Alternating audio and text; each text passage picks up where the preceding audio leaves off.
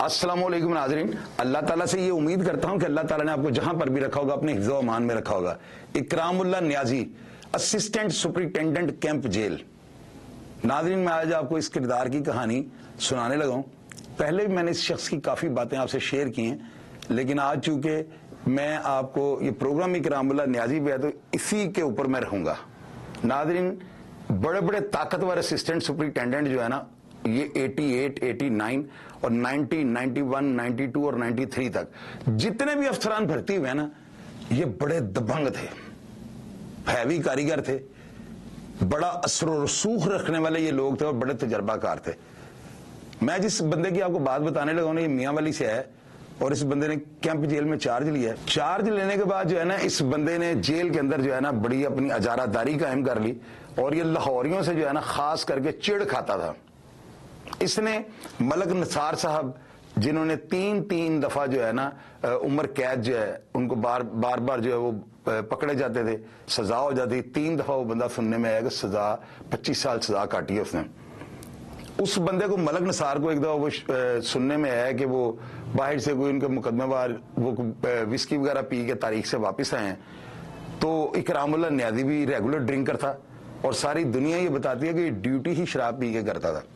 ये जितने भी कालू शाहपुरिया या मलक निसार वगैरह या जितने भी बड़े बड़े रियाज जवारदीन वाला, काला दाई वाला, ये लोग इसको पेटियां मंगवा कर देते थे शराब की, कि बंदा 24 घंटे शराब के नशे में धूत रहता था। एक दिन का वाकया है कि ये जो है ना मलक निसार वगैरह बाहर से इनके मुकदमेवार ने शराब पी, वो मेरा समरा वगैरह या जफरी नात वगैरह उस तरह के उनके साथ और भी लोग तारीफ पे थे। वापसी पर जो है ना इकरामुल्लाह न्याजी ने इनको रोक लिया। अब इसके मुंह से भी बदबू आ रही है, उनके मुंह से भी बदबू आ रही है। तो मसला ये था कि इसने अपनी ताकत का जो इस्तेमाल करते हुए ना उन सब बंदों के साथ बड़ी ज्यादा बदतमीजी की है। हालांकि मलक निसार के साथ कोई बंदा सोच भी नहीं सकता था कि बदतमीजी करे। उसके बाद एक दिन आजम खान ने जो है ना, गार्ड लेट हो जाती थी, अफसरान लेट आते थे। आजम खान चूंकि बड़ा टेढ़े खां था, बड़ा पाटे खान किस्म का, इसमें तो नो डाउट, बड़ा वो खतरनाक आदमी था और मतहत परवर नहीं था, बड़ा जालिम आदमी था मतहतों के लिए भी ना। इस बंदे ने अपने दरबान को, जो जेल का मेन गेट पे जो होता है ड्यूटी कर रहा होता है, उसको कह दिया था कि अगर अब कोई भी अफसर 10 बजे के बाद आए तो उसको जेल के अंदर एंटर नहीं करना। वाकया गैर मामूली है। ये साहब जो थे 11:30 बजे, ये एक जीप थी इनके पास तरपाल वाली, उस जीप पर ये शख्स बैठा है, राइफल इसके साथ थी, इसे साथ रखी होती थी और ये बंदा जेल के गेट के आगे रूटीन के मुताबिक हॉर्न करता है और इस बंदे की गाड़ी जेल के दरवाजा खुलता था, अंदर आती थी और ये उतर जाता है, ड्राइवर गाड़ी पीछे ले जाता था। हालांकि ये सुपरिटेंडेंट का प्रोटोकॉल होता है, डिप्टी भी ऐसे नहीं करते। तो ये बंदा अंदर आता था, पीछे से सिफारशी था, ऊपर से 24 घंटे का ड्रिंकर था। इस बंदे ने जो है ना, ये 11:30 बजे आता है और दरबान जो कांस्टेबल या हवालदार की अहमियत रखता है, उसने इनको कह दिया कि जी न्याजी साहब आप वापस चले जाएं। सुपरिटेंडेंट साहब का जो है ना, जो आजम खान साहब हैं, उनके ऑर्डर्स हैं कि जो भी बंदा लेट आएगा उसको अंदर नहीं जाने देना। तो वहां पे क्या हुआ है, इस बंदे ने अपनी सरकारी राइफल निकाली है जो इसके पास इसकी गाड़ी में मौजूद होती थी, लाइसेंसी राइफल थी। ये बंदा वो राइफल लेकर गेट के आगे आता है और दरबान को कहता है, बाबा बरकत दरबान था, इस शख्स ने उससे बड़े तलख जुमले बोले हैं और उसको कहा दरवाजा खोलने दे, मैं तेरे बिचौर काम नहीं। उस दरबान ने डरते हुए दरवाजा खोल दिया और लोग ये बताते हैं, ये बात जो है ना 110% है, आजम खान को इसने अंदर जाकर कुर्सियां मारी थी। आजम खान डिप्टी सुपरिटेंडेंट था और बड़ा टेढ़े खां।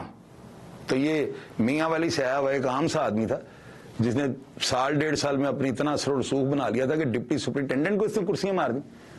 और लोग बताते हैं, वही कवि शाहिद जिनसे हमने ये बातें तस्दीक की हैं, वो बताते हैं कि आजम खान ने टेबलों के पीछे छुपकर अपनी जान बचाई थी। वो इतना यानी कि नशे में था और इतना वो गुलगुपाड़ा कर रहा था कि आजम खान ने उसका भार ही नहीं उठाया। इस बंदे ने जो है ना अंदर बड़े बड़े तकड़े लोगों को जो है बेइज्जत कर दिया हुआ था। ये बंदा हर बंदे का जो है ना उसको जो है ना उसको चूंडी भरता था, हर बंदे को काटने से बात नहीं आता था। और एक दिन लोग ये बताते हैं कि इतवार का दिन था, गालबन या जुम्मे की छुट्टी थी, तो इब्राहिम गुज्जर और लावा पहलवान का जो है ना खाना घर से आता है। तो जाहिद शाह एक लड़का था, किरदार था ना, वो कुछ दिन पहले जेल से रिहा होके गया है। जब वो बाहर से अंदर आता है ना, तो यही इकरामुल्लाह न्याजी उस लड़के को घास काटने पे लगा देता है, उससे काम करवाते हैं मलाजे पे। وہ یہ بتاتا ہے کہ میں لاوے پڑھاندہ واقف ہوں, میں ایبے پڑھاندہ واقف ہوں, لیکن وہ جیل والے جو تھے وہ اس کو ابھی ان کے پاس نہیں جانے دیتے اور یہ اس کے ساتھ رنگ بازی کرتے تھے. اس چیز کی اس کو گرج تھی, لوگوں نے اس کو دیکھ لیا ہوا تھا گھاس اٹھاتے ہوئے اور داتری کے ساتھ گھاس کاٹتے ہوئے. اس بندے کو اس چیز کا رنج تھا. اب اسی دوران جو ہے نا کرام اللہ نیازی ان کی ملاقات سے آنے والا جو گوشت تھا نا اس کو روک لیتا ہے, اور ابراہیم گجر جو ہے نا اپنے بلاک کے اندر انتظار کر رہا ہے کہ میرا گوشت کیوں نہیں آیا. اگلے دن وہ ملازم ملتا ہے, ملازم کو ابراہیم گجر کی پوچھتے ہیں کہ بھائی وہ گوشت کیوں لے کے نہیں آیا. وہ کہتا ہے میں تو لایا تھا لیکن کرام اللہ نیازی نے آگے نہیں آنے دیا. ابراہیم گجر اور لاوا پہلوان اپنے گوشت کا پوچھنے کے لیے اس اسسٹنٹ کے پاس آتے ہیں تو وہ ان کو آگے سے ڈائلاگ کرواتا ہے کہ میں جاننا لوریہ ساری رنگ باز ہوں. ابراہیم گجر جو تھا اس کے سخت جملے اس کے ساتھ ہوتے ہیں, اور آپ کو پتا ہے نا اکثر تاریخ میں ایسے ہی ہوا ہے کہ دھمکی کروانے والا کوئی اور مار کوئی اور جاتا ہے. قدرت کا اتفاق کہہ لیں, اور یہ بات 110% آپ کو بتانے لگا ہوں. لوگ پتہ نہیں اس قتل کے بارے میں کیا شکوک و شبہات جو بتاتے ہیں, لیکن میں آپ کو بالکل جو اوریجنل فیکٹس ہیں ان کی طرف آپ کی توجہ دلانی چاہتا ہوں. ابراہیم گجر نے اس کو دھمکی دی کہ گوشت تجھے ہضم نہیں ہونے دوں گا. اب یہ بندہ چونکہ 24 گھنٹے کا ڈرنکر تھا, یہ بات باہر لوگوں کو پتہ لگی, ظاہر شاہ کے پاس بھی پیغام پہنچ گیا کہ آج جیل کے اندر ایسے ہوا ہے. اس وقت یہ بات اندر کی باہر اور باہر کے اندر جو ہے نا سب سے پہلے پہنچی تھی.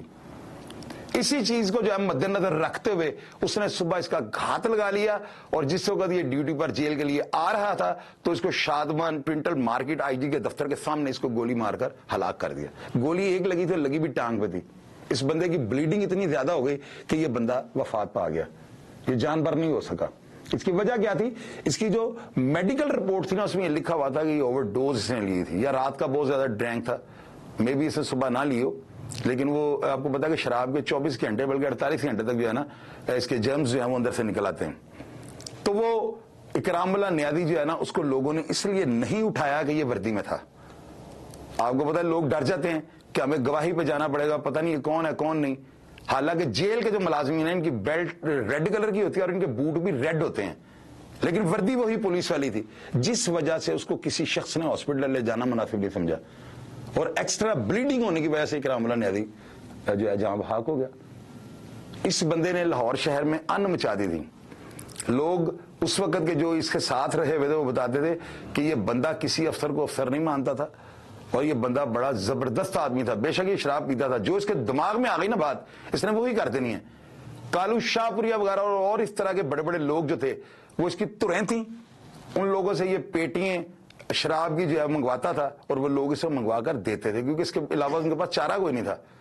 تو ناظرین وہی کرام اللہ نیازی لاہور شہر کے جو ہے نا, آپ کو پتا ہے لاہور شہر جو ہے نا یہ کہتا ہے لاہور, یہ ایک ان لمیٹڈ, اس کی کوئی باؤنڈری نہیں ہے, کسی بھی کام کی لاہور شہر میں کوئی باؤنڈری نہیں ہے. اور کوئی بندہ اگر کہے کہ میں لاہور جیسے شہر کو جو ہے فتح کر لوں گا, تو میں نے بڑے بڑے ماؤں کے لال جو ہے نا قبروں میں جاتے دیکھے ہیں.